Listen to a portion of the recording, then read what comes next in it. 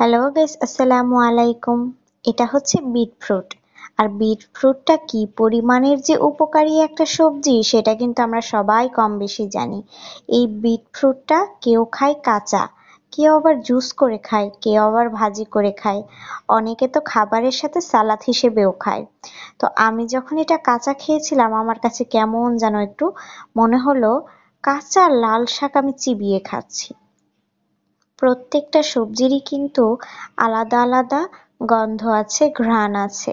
তো এই সবজিটারও ঘ্রাণটা আমার কাছে মনে হলো কাঁচা লাল শাকের মতো।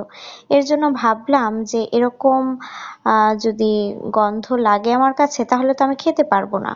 কিন্তু এটা কিন্তু অনেক উপকারী একটা জিনিস।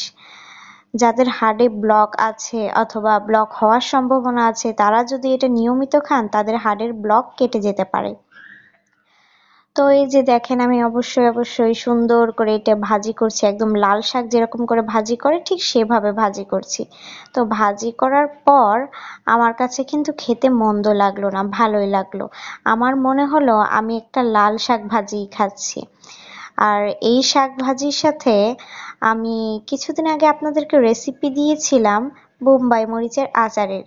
একটু বোম্বাই মরিচের তেল অথবা একটু রসুন যদি এটার সাথে গালিয়ে খাওয়া যায়, বিশ্বাস করেন এটার ঘ্রাণটা তখন আরো মানে এত সুন্দর লাগে। আর খেতে তো দুর্দান্ত মজা হয়েছে। আপনারা সবাই কিন্তু বাসায় একবার হলেও এই বিট ফ্রুট ভাজিটা ট্রাই করে দেখবেন।